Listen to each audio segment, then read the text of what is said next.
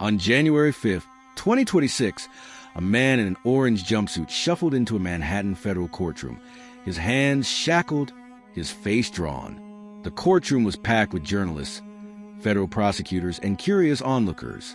Judge Alvin Hellerstein presided. The defendant's name was called Nicolás Maduro Moros, former president of the Bolivarian Republic of Venezuela. Just 48 hours earlier, this same man had been sitting in the presidential palace in Caracas, surrounded by armed guards, protected by layers of security, insulated by the trappings of power. Now he stood before an American judge, facing charges of narco-terrorism, cocaine importation conspiracy, and weapons offenses, crimes that could send him to prison for the rest of his life. How did a bus driver from Caracas become the president of an oil-rich nation? How did that president become a defendant in a U.S. drug case? And what does this extraordinary fall from power tell us about the intersection of politics, crime, and international justice in the 21st century? This is that story. It's a story that spans decades, crosses continents, and involves some of the most powerful and dangerous organizations in the world. It's a story of ambition, corruption, violence, and ultimately, accountability. It's the story of how Nicolás Maduro went from president to defendant. Nicolás Maduro was born on November 23, 1962, in Caracas, Venezuela. His father was a union leader. His mother worked in a textile factory. The family was working class, living in a modest neighborhood in the capital city. Young Nicolás grew up surrounded by the language of labor rights, social justice, and class struggle. These themes would define his entire political career. Venezuela in the 1960s and 70s was a country of stark contrasts. It was one of the wealthiest nations in Latin America, thanks to its vast oil reserves. But that wealth was concentrated in the hands of a small elite. The majority of Venezuelans lived in poverty. The gap between rich and poor was enormous, and that gap created resentment that would eventually fuel a political revolution. As a teenager, Maduro became involved in left-wing politics. He joined the Socialist League, a Marxist organization that advocated for workers' rights and social equality. He was passionate, articulate, and committed to the cause. But he wasn't an intellectual. He wasn't a theorist. He was a street activist, someone who organized protests, distributed pamphlets, and mobilized workers. In his early 20s, Maduro became a bus driver for the Caracas metro system. It was a job that put him in daily contact with ordinary Venezuelans, people who struggled to make ends meet, people who felt ignored by the political establishment, people who were hungry for change. Maduro listened to their complaints. He absorbed their frustrations, and he channeled those frustrations into political action. He became a union organizer, representing bus drivers in negotiations with management. He was good at it. He understood how to speak to working-class people. He understood their concerns. He understood their language. And he used that understanding to build a base of support. But Maduro's real political education came in the 1990s, when he met a man who would change his life forever, Hugo Chavez. Hugo Chavez was a charismatic army officer who had attempted a coup against the Venezuelan government in 1992. The coup failed, and Chavez was imprisoned. But his televised speech taking responsibility for the failed coup made him a folk hero. He became a symbol of resistance against the corrupt political establishment. When Chavez was released from prison in 1994, he began organizing a political movement. He called it the Fifth Republic Movement. Its goal was to transform Venezuela through democratic means, to redistribute wealth, empower the poor, and challenge the dominance of the United States in Latin America. Nicolás Maduro was one of Chavez's earliest supporters. He joined the movement and quickly rose through the ranks. He wasn't the most charismatic figure. He wasn't the most eloquent speaker, but he was loyal. He was disciplined. And he was willing to do the unglamorous work of building a political organization from the ground up. In 1998, Hugo Chavez ran for president. His campaign was built on a promise of radical change.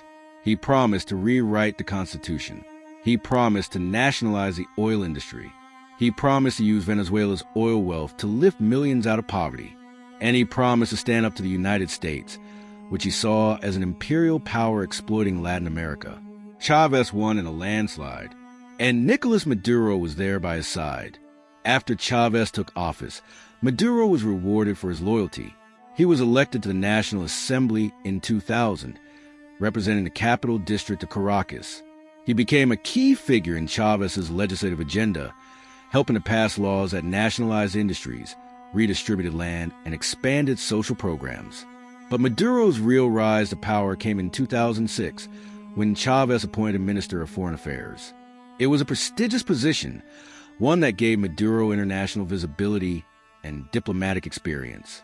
He traveled the world, meeting with foreign leaders, negotiating trade deals, and promoting Chávez's vision of a multipolar world order that challenged U.S. hegemony.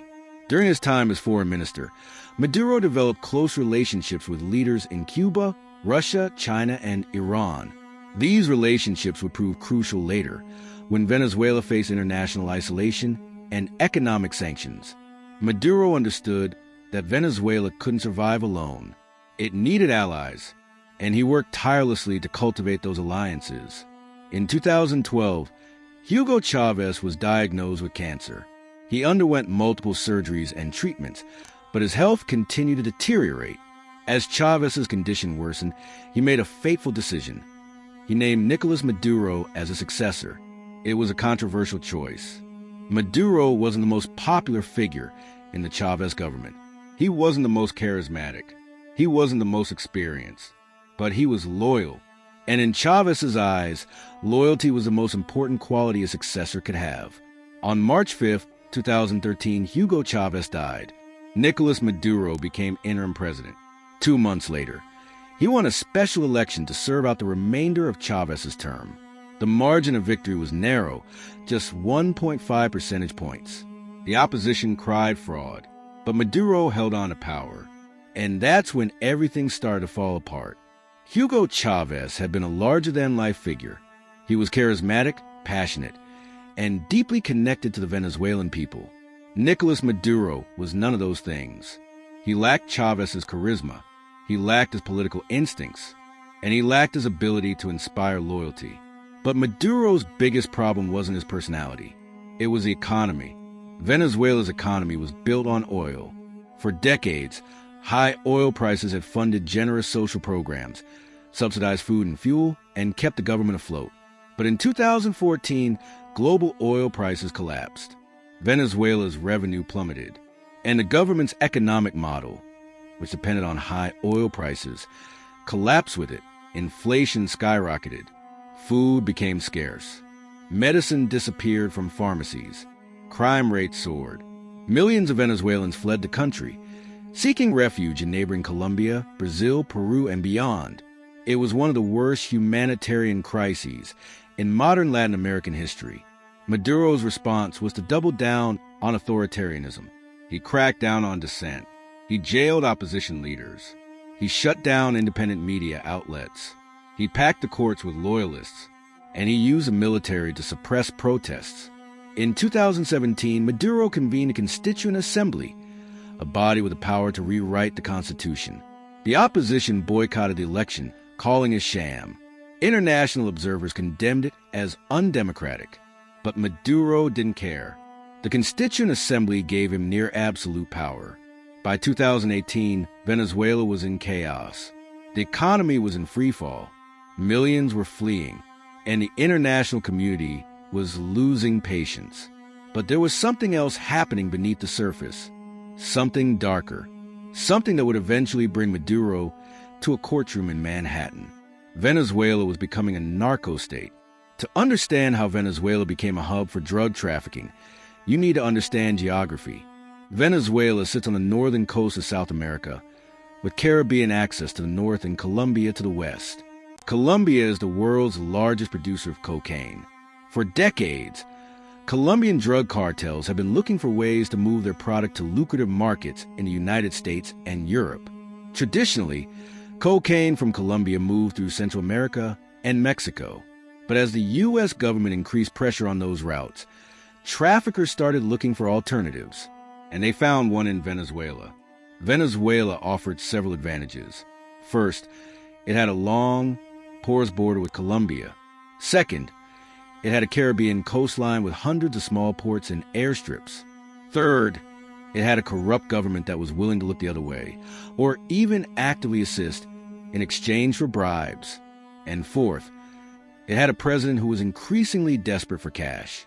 The U.S. indictment against Nicolás Maduro describes something called the Cartel de los Soles, the Cartel de Suns. The name comes from the sun insignia worn by high-ranking Venezuelan military officers. According to U.S. prosecutors, the Cartel of the Suns wasn't a traditional drug cartel. It was a patronage system, a network of powerful Venezuelan elites who enriched themselves through drug trafficking and protection of their partner drug traffickers. Here's how it worked. Drug traffickers would pay bribes to Venezuelan officials in exchange for protection.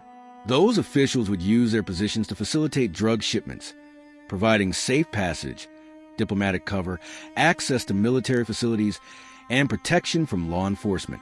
In return, they would receive a cut of the profits. It was a symbiotic relationship. The traffickers got access to routes and infrastructure. The officials got rich. And everyone involved had an incentive to keep the system running. But the Cartel of the Suns wasn't just about money. It was also about power. By controlling the drug trade, Venezuelan officials could fund their political operations, reward loyalists, and maintain their grip on power. And at the top of this system, according to U.S. prosecutors, was Nicolás Maduro. The indictment against Maduro is sweeping. It alleges that he and his co-conspirators engaged in a decades-long conspiracy to traffic cocaine into the United States, working in partnership with designated terrorist organizations, including the Revolutionary Armed Forces of Colombia, FARC, the National Liberation Army, ELN, Tren de Aragua, the Sinaloa Cartel, and the Cartel del Nordeste. Let's be clear, an indictment is not proof of guilt. It's a charging document that reflects only the prosecution's allegations. Maduro is presumed innocent under U.S. law, but the allegations are detailed, specific, and damning. Here are some of the key incidents described in the indictment. The diplomatic passport scheme 2006 to 2008. According to prosecutors, while serving as foreign minister, Maduro sold Venezuelan diplomatic passports to drug traffickers. He also facilitated the movement of planes carrying drug proceeds from Mexico to Venezuela under diplomatic cover. Here's how it allegedly worked. Maduro would contact the Venezuelan embassy in Mexico to announce a diplomatic mission. During that mission, traffickers' planes would be loaded with cash while they met with the ambassador. The planes would then fly back to Venezuela, protected by diplomatic immunity. It was a clever scheme. Diplomatic flights aren't subject to the same scrutiny as commercial flights.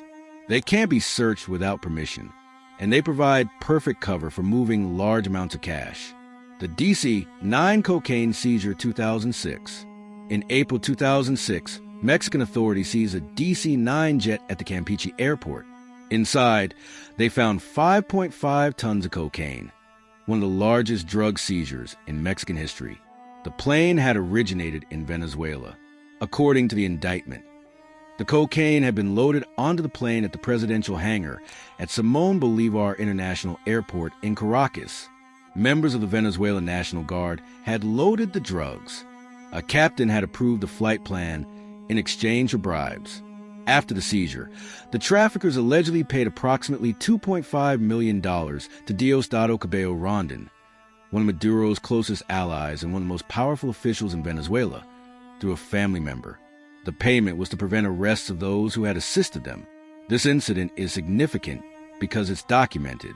Mexican authorities did seize that plane. They did find 5.5 tons of cocaine, and the plane did come from Venezuela. The question is, who was responsible? The Paris seizure 2013. In September 2013, French authorities seized approximately 1.3 tons of cocaine on a commercial flight from Caracas to Paris. This seizure is also documented and was widely reported at the time. According to the indictment, Maduro, who had been president for just 6 months, convened a meeting with Cabello Rondon and intelligence chief Hugo Carvajal Barrios following the seizure. At that meeting, Maduro allegedly admonished them for using the same airport after the 2006 Mexico incident. He directed them to use other well-established drug routes. And then he authorized arrests of lower-ranking military officials to divert scrutiny from senior leadership. If true, This allegation is particularly damning. It suggests that Maduro wasn't just aware of drug trafficking. He was actively managing it. He was making strategic decisions about routes, cover-ups, and scapegoats. The Narco-Sobrinos case 2015 to 2016. In October and November 2015, two nephews of Cilia Flores, Maduro's wife, were arrested in Haiti. Their names were Efren Campo Flores and Frankie Francisco Flores de Freitas.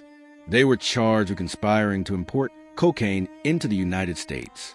The evidence against them was overwhelming. They had been recorded in meetings with DEA confidential sources, agreeing to ship cocaine for what they described as Maduro's presidential hangar. They talked about using Venezuelan military aircraft. They talked about having protection from the highest levels of government. In November 2016, they were convicted in the Southern District of New York. They were sentenced to 18 years in federal prison. This case is significant because it's not an allegation. It's a proven fact. Two members of Maduro's family were convicted of drug trafficking. They claimed to have access to presidential facilities. They claimed to have government protection, and they were caught on tape. Maduro and his wife denied any involvement. They claimed the nephews were acting on their own. They claimed it was a U.S. plot to discredit the Venezuelan government. But the conviction stood. Alleged FARC meetings at the presidential palace 2018 to 2019. The indictment alleges that Ramon Rodriguez Chacin, a former Minister of the Interior and Justice, made multiple trips from his rural estate to Caracas with FARC leaders for meetings with Maduro at Miraflores, the presidential palace, and Fuerte Tiuna, Venezuela's chief military complex. According to prosecutors, Maduro assigned Rodriguez Chacin to provide protection and support to both FARC and ELN guerrillas. These meetings allegedly involved discussions about drug trafficking routes, weapons transfers, and financial arrangements.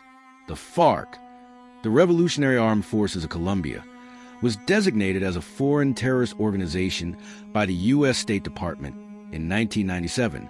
For decades, the FARC funded its operations through drug trafficking, kidnapping, and extortion. In 2016, the FARC signed a peace agreement with the Colombian government, but splinter groups continue to operate, and many of those groups continue to traffic drugs.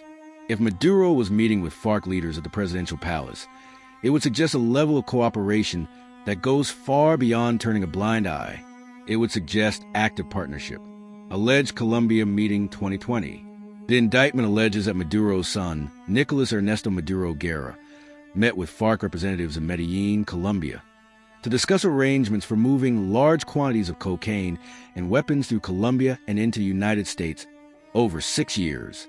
Weapons would serve as payment for cocaine shipments. This allegation is particularly significant because it suggests that the Maduro family wasn't just facilitating drug trafficking. They were actively participating in it. They were negotiating deals. They were arranging logistics. They were profiting from it. The indictment doesn't detail all the evidence the government has. That's typical for charging documents. But we know some of what prosecutors are relying on. First, there are cooperating witnesses.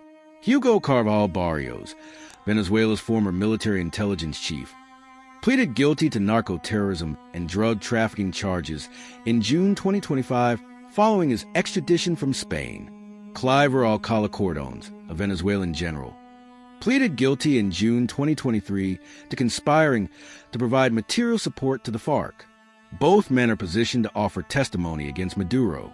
Both men were high-ranking officials in the Venezuelan government. Both men had direct access to Maduro. And both men have admitted to participating in drug trafficking. Cooperating witness testimony is powerful, but it's also problematic. Witnesses who plead guilty and cooperate often receive substantial sentencing benefits. They have an incentive to tell prosecutors what they want to hear. Defense attorneys will undoubtedly challenge their credibility. Second, there are intercepted communications. The DEA and other U.S. law enforcement agencies have been monitoring Venezuelan officials for years. They've intercepted phone calls, emails, and text messages. They've recorded meetings. They've tracked financial transactions. Some of this evidence has already been made public in other cases. The Narco-Sobrinos case, for example, included recordings of the nephews discussing their plans. It's likely that prosecutors have similar evidence against Maduro. Third, there are financial records. Drug trafficking generates enormous amounts of cash.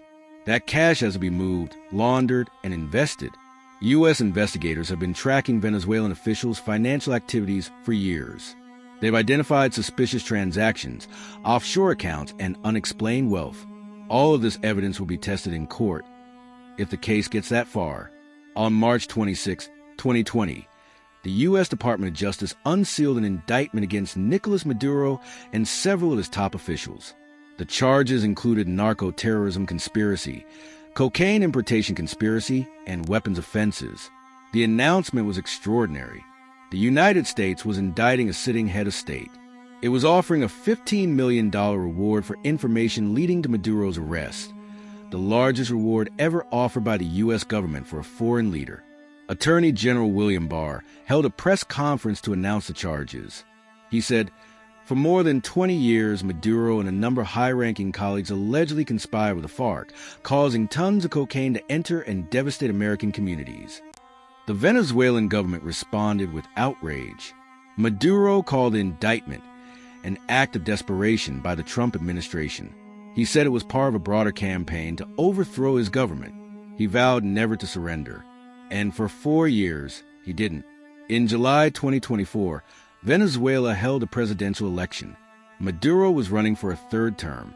The opposition had united behind a single candidate, Edmundo González Urrutia, a former diplomat. The campaign was marred by irregularities. Opposition candidates were harassed. Independent media was shut down. International observers were denied access. But despite all of this, the opposition was confident. Polls showed González with a commanding lead. On election night, the results started coming in. Opposition representatives at polling stations across the country reported overwhelming victories for González. They collected tally sheets, official documents that showed the vote count at each polling station. Those tally sheets showed González winning by a landslide. But then something strange happened.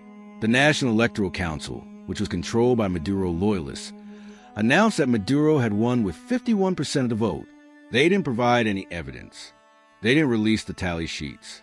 They just declared Maduro the winner. The opposition cried fraud. They published the tally sheets they had collected online. Independent analysts verified them. International observers condemned the election as illegitimate. Protests erupted across Venezuela. Maduro responded with a brutal crackdown. Security forces fired on protesters. Thousands were arrested. Opposition leaders were forced into hiding or exile. Maria Corina Machado, the opposition's most prominent leader, went into hiding. The international community refused to recognize Maduro's victory. The United States, the European Union, and most Latin American countries declared that González had won. But Maduro held on to power. He had the military, he had the security forces, and he had the support of Russia, China, and Cuba. For a while, it seemed like Maduro had survived yet again. On January 3rd, 2026, everything changed. In the early morning hours, U.S. Special Operations Forces launched a military operation in Venezuela. The operation was called Operation Absolute Resolve. Its target was Nicolás Maduro. The details of the operation remain classified, but here's what we know. U.S. forces struck multiple targets across Venezuela, including military installations, government buildings, and Maduro's residence. The operation reportedly killed dozens of people, including Cuban security personnel, who were protecting Maduro. Maduro and his wife, Cilia Flores, were captured at their residence in Caracas. They were taken into custody by U.S. forces and flown out of the country on a military aircraft. President Donald Trump announced the operation in a press conference at his Mar-a-Lago resort in Florida. He said, "Maduro and his wife have been captured. They are now in U.S. custody. They will face justice for their crimes." Trump also announced that the United States would run Venezuela until a judicious transition could take place. He said the U.S. would seize Venezuela's massive oil reserves and recruit American companies to invest billions of dollars to refurbish the country's gutted oil industry. The announcement was stunning. The United States had just invaded a sovereign nation, captured its president, and declared that it would take control of the country. The international reaction was swift and divided. U.S. allies in Latin America, including Colombia, Brazil, and Argentina, expressed support for the operation. They said Maduro was a dictator who had lost all legitimacy. But other countries condemned the operation. Russia called it an act of aggression. China said it was deeply shocked and demanded Maduro's immediate release. Cuba called it an imperialist invasion. The United Nations Security Council held an emergency meeting. Russia and China demanded a resolution condemning the U.S. operation. The United States vetoed it. Meanwhile, Maduro and his wife were flown to New York City. They were taken to Metropolitan Detention Center in Brooklyn, the same facility that had housed other high-profile defendants, including Sean Diddy Combs and Sam Bankman-Fried. On January 5, 2026, Nicolás Maduro appeared in federal court for his arraignment. The courtroom was packed. Journalists from around the world had flown to New York to witness this historic moment. Federal prosecutors sat at one table, their files stacked high. At the other table sat Maduro and his wife, flanked by their attorneys. Judge Alvin Hellerstein entered the courtroom. Everyone stood. The judge took his seat and called the case, United States versus Nicolás Maduro Moros et al.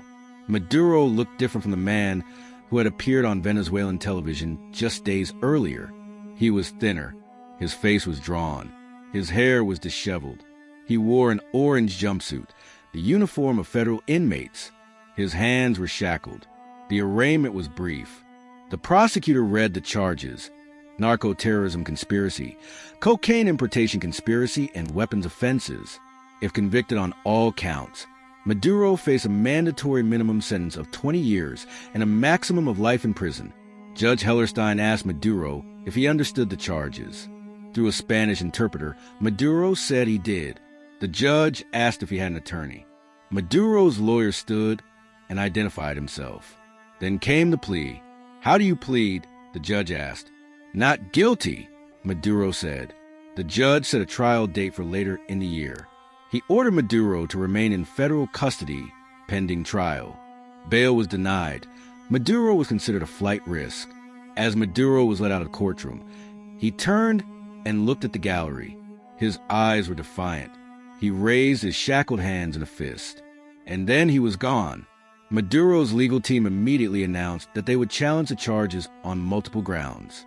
Chief among them, head of state immunity. Under international law, sitting heads of state are generally immune from prosecution in foreign courts. The principle is based on the idea that heads of state need to be able to perform their duties without fear of being arrested when they travel abroad. But there are exceptions. Heads of state can be prosecuted for certain international crimes, such as genocide, war crimes, and crimes against humanity. And heads of state can be prosecuted in their own countries. The question in Maduro's case is whether he qualifies for head of state immunity. His lawyers argue that he does. They say he was the elected president of Venezuela at the time of his arrest. They say the United States has no right to prosecute him. But prosecutors have a counterargument. The United States doesn't recognize Maduro as Venezuela's legitimate president. Since 2019, the U.S. has recognized opposition leader Juan Guaido and later Edmundo Gonzalez as a legitimate president. The U.S. government considers Maduro to be a de facto but illegitimate ruler. If Maduro isn't the legitimate president, then he doesn't qualify for head of state immunity. This argument has precedent. In 1990, the United States invaded Panama and captured Manuel Noriega, the country's military dictator. Noriega was brought to the U.S. and prosecuted on drug trafficking charges. He raised a head of state immunity defense. The court rejected it, ruling that Noriega was not a head of state. He was a military dictator who had seized power illegally. Maduro's lawyers will argue that his case is different. They'll say he was elected through a democratic process. They'll say the U.S. doesn't have the right to decide who is and isn't a legitimate head of state. They'll say the entire prosecution is politically motivated. It's a strong argument, but it's not clear that it will succeed. Maduro's lawyers will also challenge the court's jurisdiction. They'll argue that the alleged crimes took place in Venezuela, not the United States. They'll argue that the U.S. has no right to prosecute conduct that occurred in another country. But prosecutors have a response. The drugs were destined for the United States. Under U.S. law, anyone who conspires to import drugs into the U.S. can be prosecuted here, regardless of where the conspiracy took place. This is known as extraterritorial jurisdiction. It's a controversial doctrine, but it's well established in U.S. law. The Supreme Court has upheld it in multiple cases. Maduro's lawyers will argue that extraterritorial jurisdiction shouldn't apply in this case. They'll say the U.S. is overreaching. They'll say it's an abuse of power. But again, it's not clear that they'll succeed.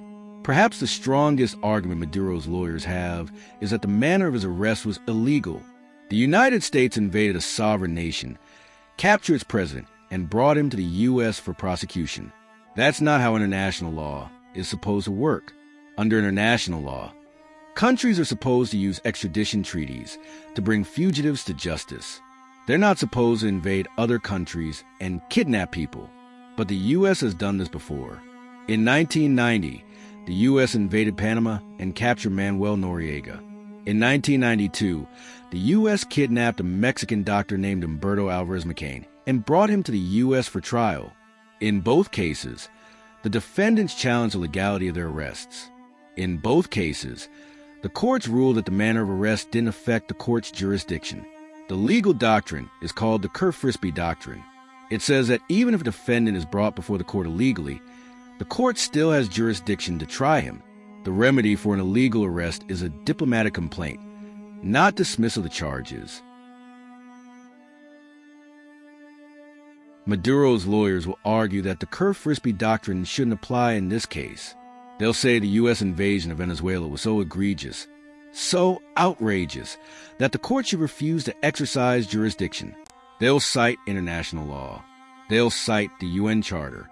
They'll cite basic principles of sovereignty and human rights.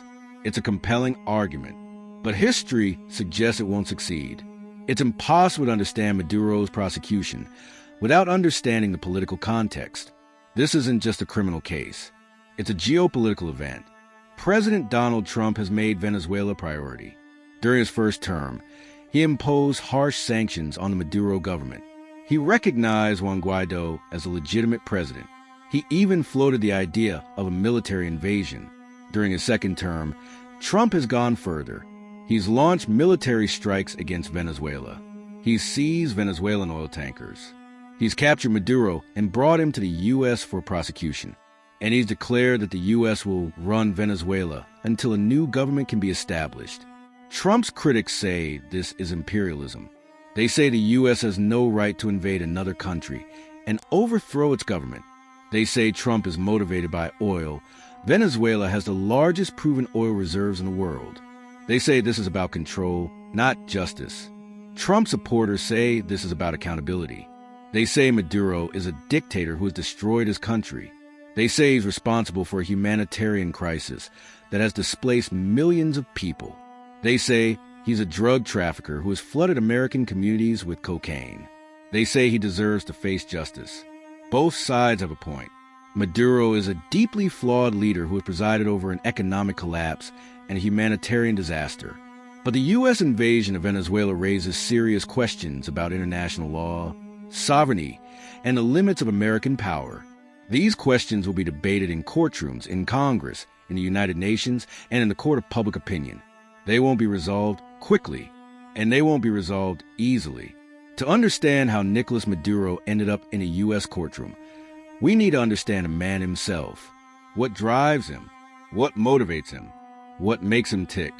Maduro is not a typical strongman. He's not a military officer who sees power in a coup. He's not a charismatic revolutionary who led a popular uprising. He's a former bus driver who rose through the ranks of a political movement through loyalty and hard work. Psychologists who have studied authoritarian leaders identify several common traits: narcissism, paranoia, a need for control, and a willingness to use violence to maintain power. Maduro exhibits some of these traits, but not all of them.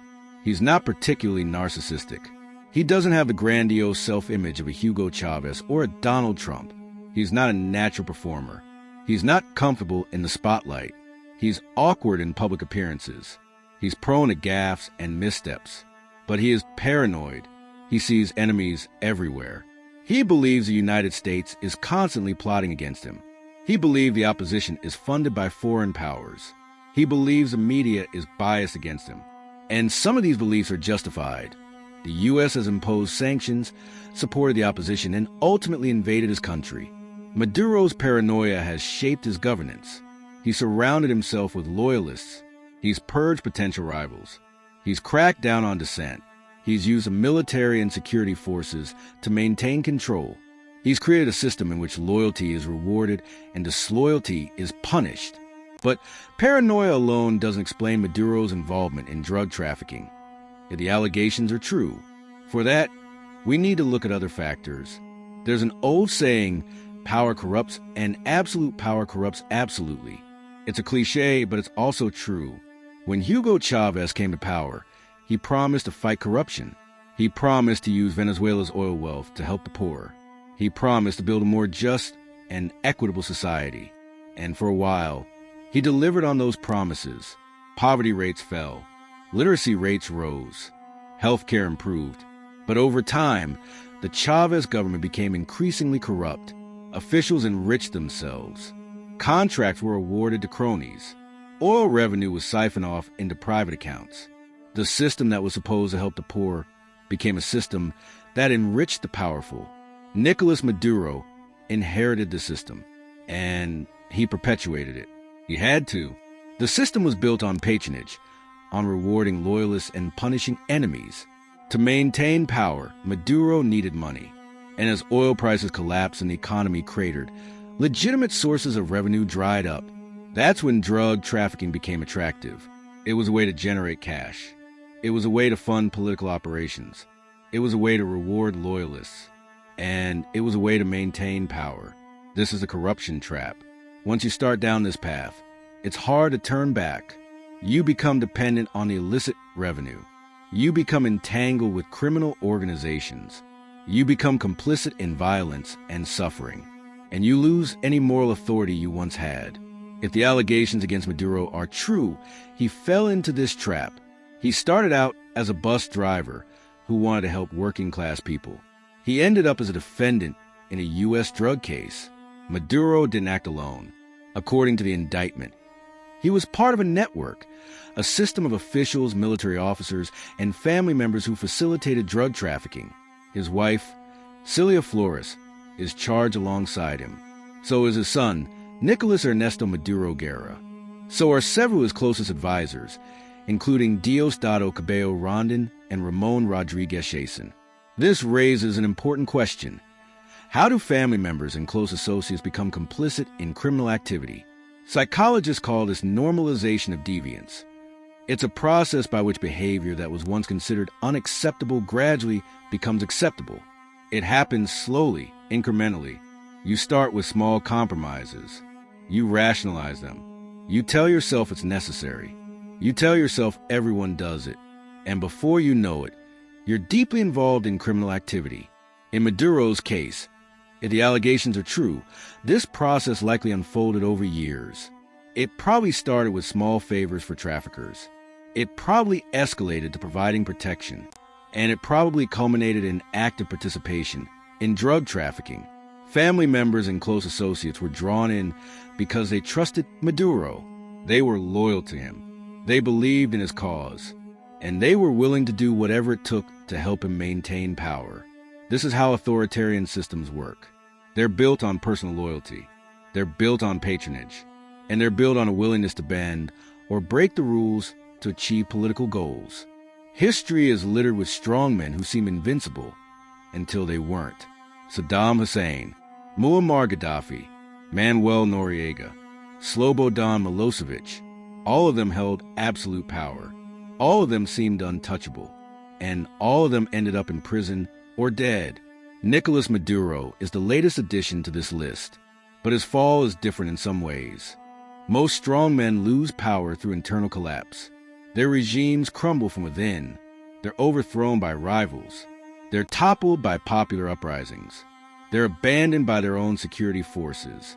Maduro's fall was different. He was removed by external force. The United States invaded Venezuela, captured him, and brought him to the U.S. for prosecution.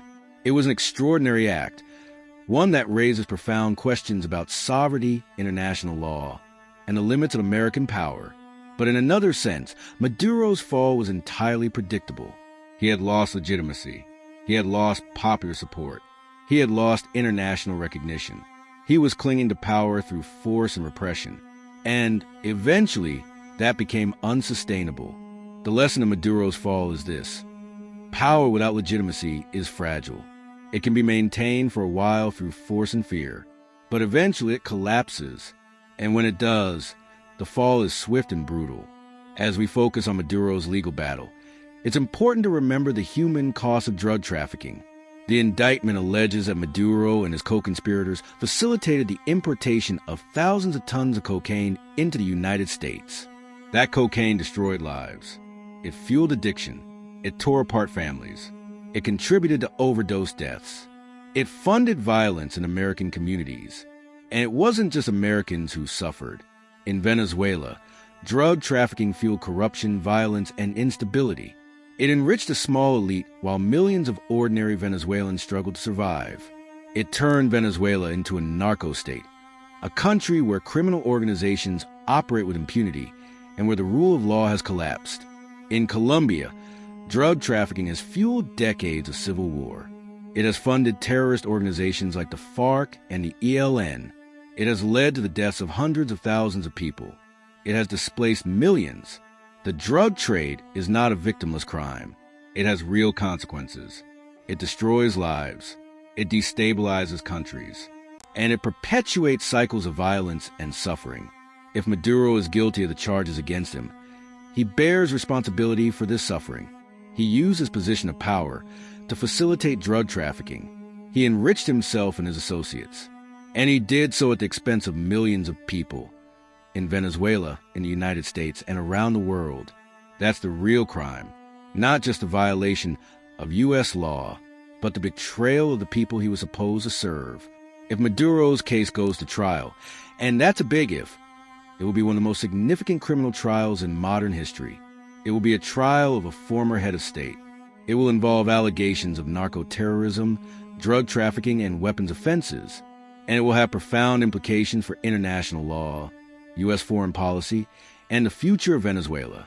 Here's what we can expect. The prosecution's case. Prosecutors will present evidence that Maduro and his co-conspirators engaged in a decades-long conspiracy to traffic cocaine into the United States.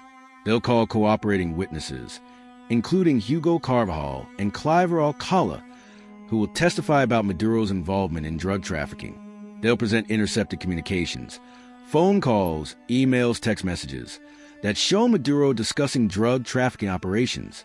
They'll present financial records that show unexplained wealth and suspicious transactions. They'll present evidence of meetings between Maduro and drug traffickers.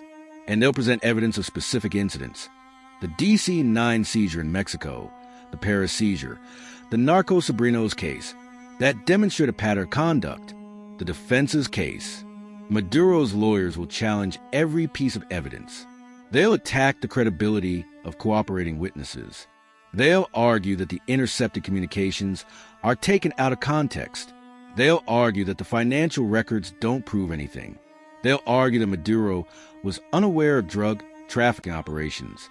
They'll also present a political defense. They'll argue that Maduro is being prosecuted because of his political views. They'll argue that the U.S. is using the criminal justice system to achieve foreign policy goals. They'll argue that this is a show trial, a politically motivated prosecution designed to justify the U.S. invasion of Venezuela. And they'll argue that Maduro is entitled to head of state immunity and that the court lacks jurisdiction. The verdict, if the case goes to trial, it will likely last several months. The jury will hear from dozens of witnesses. They'll review thousands of pages of documents. They'll watch videos and listen to recordings.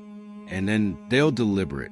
They'll decide whether the government has proven its case beyond a reasonable doubt. They'll decide whether Nicolás Maduro is guilty of narco-terrorism, drug trafficking, and weapons offenses. If they convict him, he'll spend the rest of his life in prison. If they acquit him, he'll be free to go though it's unclear where he would go. Venezuela is now under U.S. control. He can't return there, and most countries won't accept him. But there's another possibility, a plea deal. In the federal system, the vast majority of cases are resolved through plea agreements. Defendants plead guilty in exchange for reduced charges or reduced sentences.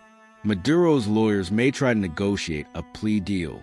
They may offer to plead guilty to lesser charges in exchange for a sentence that would allow Maduro to eventually be released. They may offer cooperate, to provide information about other officials, other traffickers, other criminal organizations. But it's unclear whether prosecutors would accept such a deal. Maduro is the biggest fish they've ever caught. He's a former head of state. He's accused of facilitating the importation of thousands of tons of cocaine. The political pressure to prosecute him to the fullest extent of the law is enormous, and Maduro himself may not be willing to plead guilty. He's maintained his innocence. He's called the charges politically motivated. He's portrayed himself as a victim of U.S. imperialism. Pleading guilty would undermine that narrative. So a plea deal is possible, but not likely. While Maduro sits in a Brooklyn jail cell, Venezuela is in limbo. President Trump has said the U.S. will run the country until a judicious transition. Venezuela's Supreme Court has directed Vice President Delcy Rodriguez to assume the powers and duties of acting president. But the U.S. doesn't recognize her authority. The U.S. recognizes Edmundo Gonzalez, the opposition candidate who won the 2024 election, as a legitimate president. Opposition leader Maria Corina Machado has called for Gonzalez to assume power. She's called for free and fair elections. She's called for a democratic transition. But it's unclear how that will happen. The U.S. military is currently in control of key Venezuelan infrastructure, including oil facilities. American companies are being recruited to invest in rebuilding Venezuela's oil industry. But it's unclear how long the U.S. will maintain this presence. And it's unclear what role the Venezuelan people will have in determining their own future. There are several possible scenarios. Scenario 1, a U.S.-backed transition. The U.S. works with the Venezuelan opposition to organize new elections. Edmundo Gonzalez assumes the presidency. A new government is formed. The U.S. gradually withdraws its military presence. Venezuela begins the long process of rebuilding. This is the best-case scenario, but it's also the least likely. Venezuela is deeply divided. The Maduro government still has supporters, including much of the military, and there's no guarantee that a new government will be able to establish control. Scenario 2, prolonged U.S. occupation. The U.S. maintains a military presence in Venezuela for years. American companies take control of the oil industry. The U.S. essentially runs the country as a protectorate. Eventually, a new government is formed, but it's heavily dependent on U.S. support. This scenario is more likely, but it's also more problematic. It would be seen as imperialism by much of the world. It would fuel resentment in Venezuela, and it would create long-term instability. Scenario 3, chaos and civil war. The U.S. withdraws too quickly. A power vacuum emerges. Different factions, including remnants of the Maduro government, the opposition, and criminal organizations, fight for control. Venezuela descends into civil war. This is the worst-case scenario, but it's also a real possibility. Venezuela has been destabilized by years of economic collapse, political repression, and violence. The sudden removal of Maduro could make things worse, not better. Maduro's capture and prosecution raise profound questions about international law and the future of global order. For decades, the international system has been based on the principle of sovereignty. Countries are supposed to respect each other's borders. They're supposed to resolve disputes through diplomacy, not force. They're supposed to use international institutions, like the United Nations and the International Criminal Court, to hold leaders accountable. The U.S. invasion of Venezuela violates these principles. It's an act of unilateral military intervention. It's a rejection of international institutions. And it's a declaration that the United States will act as it sees fit, regardless of what the rest of the world thinks. Some people see this as a positive development. They argue that sovereignty shouldn't protect dictators.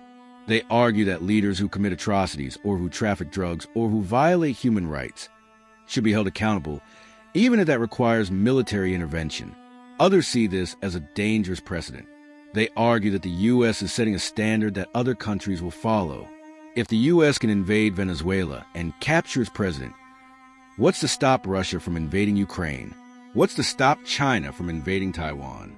What's to stop any powerful country from invading a weaker neighbor? These are not easy questions, and they don't have easy answers. But they're questions we need to grapple with as we watch Maduro's trial unfold. On January 5th, 2026, Nicolás Maduro stood in a Manhattan courtroom and pleaded not guilty to charges of narco-terrorism, drug trafficking, and weapons offenses. It was a stunning fall from power, from the presidential palace in Caracas to a jail cell in Brooklyn. How did this happen? How did a bus driver from Caracas become the president of an oil-rich nation? How did that president become a defendant in a U.S. drug case? The answer is complex. It involves decades of political maneuvering, economic collapse, corruption, and violence. It involves the intersection of politics and crime. It involves the role of the United States in Latin America. And it involves fundamental questions about power, legitimacy, and accountability. Maduro's story is a cautionary tale. It's a story about how power corrupts. It's a story about how leaders who start with good intentions can end up committing terrible crimes. It's a story about how authoritarian systems breed corruption and violence. And it's a story about how even the most powerful leaders can fall. But it's also a story that's still being written. Maduro's trial hasn't happened yet. The legal battles are just beginning. The future of Venezuela is uncertain. And the international implications of his capture are still unfolding. What we know for certain is this. Nicolás Maduro went from president to defendant. He went from the presidential palace to a jail cell. He went from wielding absolute power to standing before a judge in shackles. And that transformation from president to defendant is one of the most extraordinary political stories of our time. The trial will determine whether Maduro is guilty of the crimes he's accused of. But regardless of the verdict, his fall from power is a reminder that no leader is above the law. No leader is untouchable. And no leader can escape accountability forever. As we watch this case unfold, we should remember the victims, the people whose lives were destroyed by drug trafficking, the Venezuelans who suffered under Maduro's rule, the families torn apart by violence and corruption. They deserve justice. They deserve accountability. And they deserve a better future. Whether Maduro's prosecution will deliver that justice remains to be seen. But one thing is clear. The era of Nicolás Maduro is over. The question now is, what comes next?